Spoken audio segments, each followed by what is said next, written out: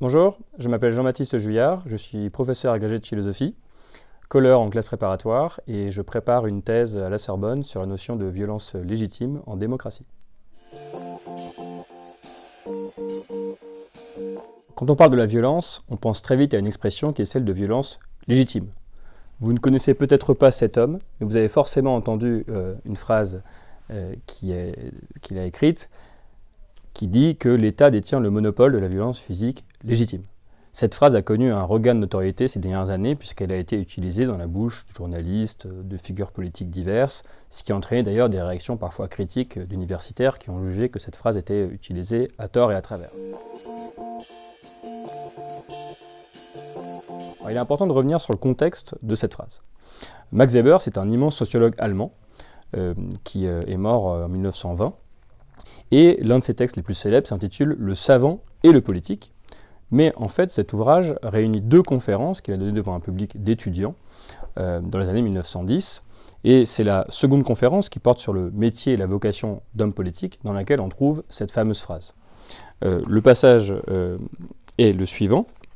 Weber écrit « Dans le passé, les groupements les plus divers, à commencer par la parentèle, ont connu la violence physique comme moyen tout à fait normal. Aujourd'hui, en revanche, il nous faut dire que l'État est cette communauté humaine qui, à l'intérieur d'un territoire déterminé, le territoire appartient à sa caractérisation, revendique pour elle-même et parvient à imposer le monopole de la violence physique légitime. Car ce qui est spécifique à l'époque présente est que tous les autres groupements ou toutes les autres personnes individuelles ne se voient accorder le droit à la violence physique que dans la mesure où l'État la tolère de leur part. Il passe, l'État, pour la source unique du droit à la violence. » Fin de citation. Alors, comme je le disais, cette phrase a fait couler beaucoup d'encre et entraîne beaucoup de réactions. Son premier usage, le plus souvent dans le commentaire politique, consiste à dire que l'État, lorsqu'il utilise la violence à travers la police, est fondé à le faire parce que c'est justement l'institution qui est définie par cet usage de la violence. Mais lorsque Weber écrit cette phrase, il part plutôt d'un constat. Il fait une description historique, vous aurez noté la distinction qu'il fait avec ce qui a pu arriver avant, il dit bien aujourd'hui, et il montre que dans l'histoire, c'est une thèse en fait, certains l'ont dit, d'historiens du droit, l'entité qui a réussi à imposer de manière durable et pérenne l'usage de la violence, le moyen à en réclamer l'usage exclusif, c'est l'État. Pourquoi? Parce qu'il l'a fait au service du plus grand nombre, ou du moins en prétendant que c'était par là le moyen de préserver les droits de chacun. Et donc, il n'est plus concevable qu'il y ait de la violence légitime au sein de la famille ou au sein d'autres groupes. Bien sûr, il ne s'agit ici que de principes. Il existe encore des groupes, pensez par exemple à la mafia, qui utilisent des formes de violence pour une forme de régulation et pour la préservation de leurs intérêts. Mais ici, Weber parle bien de principes et constate malgré tout que, en Europe du moins, beaucoup d'États ont réussi, même s'ils luttent encore parfois contre des groupes divers ou des groupuscules, à convaincre la majorité de la population qu'il en était mieux ainsi. Donc on dira que Weber propose une description et qu'il ne définit pas une norme. Il dit ce qui est, il ne dit pas ce qui doit être. Il ne dit pas qu'il est bon systématiquement que l'État utilise son monopole de la violence physique légitime, et Weber serait bien sûr d'accord pour dire, même si ce n'est pas au fond son sujet dans cet extrait, qu'il faut qu'il y ait des conditions. Il faut également que ce soit non pas le premier recours, mais le dernier recours, lorsque d'autres moyens de contrainte, précisément, ont été utilisés sans succès. C'est le cœur de la polémique sur l'usage qui est fait aujourd'hui de la phrase de Weber. Est-ce qu'elle revient à dire que l'État peut tout faire, ou est-ce qu'elle ne fait que constater que dans l'histoire, nous sommes mis globalement d'accord là-dessus? Le mot important ici, c'est légitimité. Pour une partie de la tradition philosophique, violence légitime, c'est un oxymore. On peut penser par exemple au texte d'Éric Veil, Logique de la philosophie, qui commence par montrer que la philosophie, c'est le choix de la raison et du dialogue contre la violence. Donc, comment se fait-il qu'on puisse mettre les ressources de la raison et du dialogue au service de la violence? C'est une première difficulté conceptuelle qu'il faut traiter. Alors, si on revient à Weber, Weber s'est interrogé sur les conditions de la légitimité. Il a montré par exemple que la légitimité pouvait être le fruit du charisme. On aurait tendance à obéir à quelqu'un, même s'il est violent, dans la mesure où on estime qu'il a des qualités qui font de lui un chef ou un leader. Il y a aussi, dit Weber, une légitimité qui s'enracine dans la tradition. On respecte l'usage. S'il était ainsi hier, il est normal qu'il en soit ainsi aujourd'hui. Mais le troisième fondement de légitimité que Weber a identifié et qui est le plus solide, c'est en fait celui de la légalité. Ce qui revient à dire que la violence de l'État est légitime parce qu'elle est légale. Ça veut dire qu'elle a un cadre, qu'il y a des textes qui encadrent l'usage de la force ou la violence par la police, et qu'il peut y avoir aussi des condamnations, bien sûr, lorsque cet usage est jugé excessif.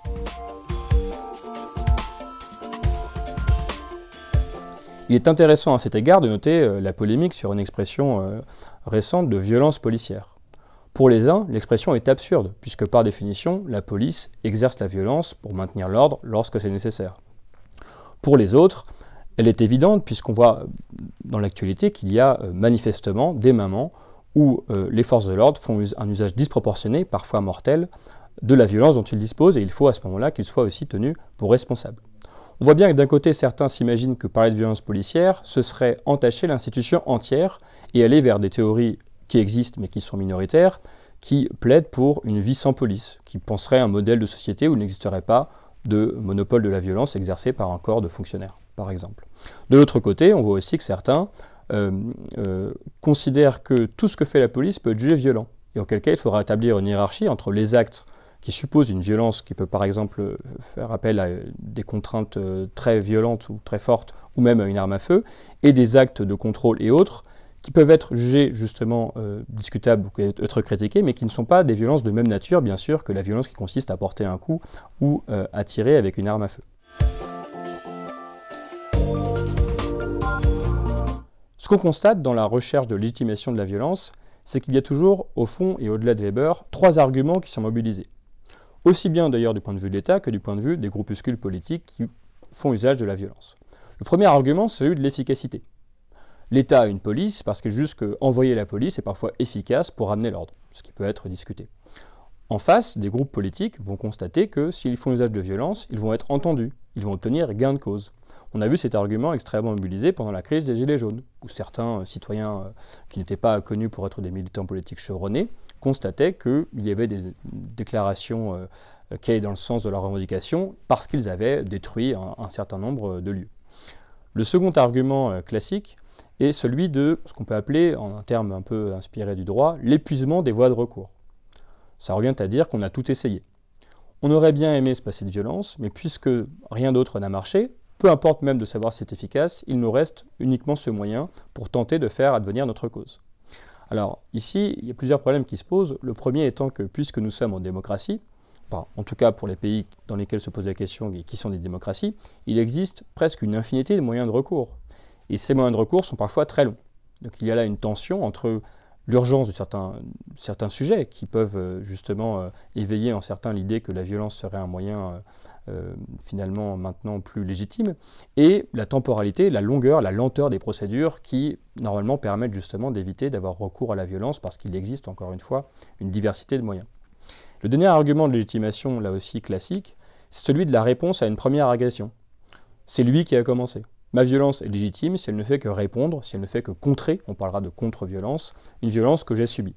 Marx, par exemple, dans un petit chapitre du livre 1 du Capital, s'intéresse à l'histoire du capitalisme. Et il montre que l'accumulation primitive, puisque le capitalisme repose sur l'accumulation initiale de richesses, n'a pas été le fruit d'actions bienveillantes ou coordonnées ou altruistes, mais le fruit d'une captation violente, y compris par exemple dans l'histoire coloniale, de richesses des autres.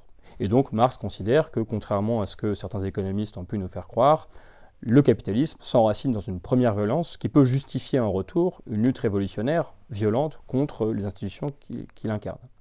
L'autre exemple important est celui des luttes anticoloniales ou décoloniales. Jean-Paul Sartre est connu pour avoir, outre son grand statut philosophique, rédigé une préface au ton très violent, très brutal, au livre de Frantz Fanon intitulé « Les damnés de la Terre », qui paraît au début des années 1960.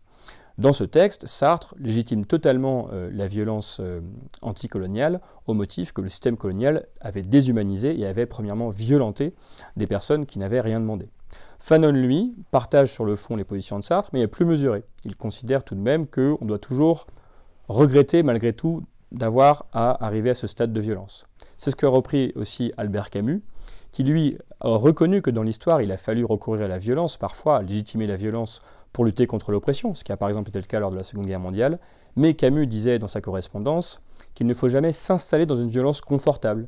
Il se méfiait donc des entreprises intellectuelles qui visent à accorder ou donner un crédit à la légitimation de la violence. Pour Camus, lorsque la coupe est pleine, il est compréhensible qu'il y ait de la violence, mais il ne faut pas ajouter à cette violence qui se manifeste pour le progrès des discours qui viendraient désinhiber encore plus ce recours à la violence. Quand on parle de violence légitime, au-delà des choses les plus frappantes et percutantes, on peut aussi penser à des formes socialement acceptées de violence. On peut penser tout d'abord à ce qu'on peut nommer les violences récréatives, les violences dans le cadre d'un divertissement. Le cinéma d'horreur montre des images violentes. Les jeux vidéo, parfois, nous font faire des pratiques violentes dans un cadre virtuel. Là-dessus, il y a eu une évolution parce qu'il y a eu d'abord des contestations morales, des critiques concernant, par exemple, le contenu des paroles de certains groupes de rap ou de métal qui maintenant sont relativement acceptés dans la plupart des pays, pas tous cela étant. Il est intéressant de se pencher par exemple sur la question des sports de combat. Il y a toute une histoire de la boxe. Alexis Filonenko, un grand philosophe, était aussi féru de boxe par exemple. La boxe était considérée comme l'art noble. Plus récemment, la question s'est posée de savoir en France et dans d'autres pays européens s'il fallait autoriser le MMA, qui est un mélange d'arts martiaux où presque tous les coups sont permis. Pendant très longtemps, la classe politique était unanime et considérait que ce sport était beaucoup trop violent, alors qu'il était déjà populaire dans d'autres pays, pour être accepté en France. Depuis 2020, ce sport est maintenant légal. Il consiste pour 2 participants à s'affronter dans une cage avec des combats qui sont spectaculaires et violents.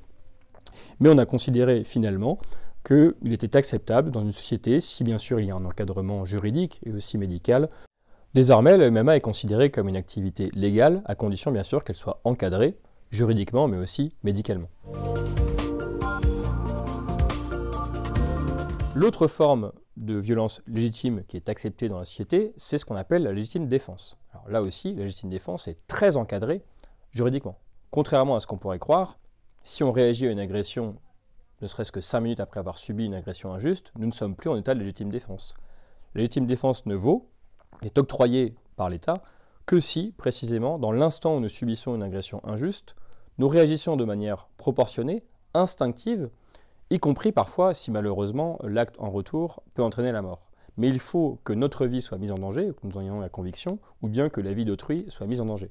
Par exemple, la légitime défense n'existe pas ou ne marche pas pour les biens. Si nous défendons ou cherchons à défendre un bien, nous ne pouvons pas utiliser, même dans l'immédiateté, des actions qui seraient de nature à porter atteinte gravement à la personne qui a commis une agression. Donc cette légitime défense est considérée comme une sorte de droit fondamental que les individus peuvent exercer lorsque leur instinct de survie se manifeste, auquel cas l'État ne peut que reconnaître, si les conditions sont réunies, que cela ne porte pas atteinte à l'ordre juridique.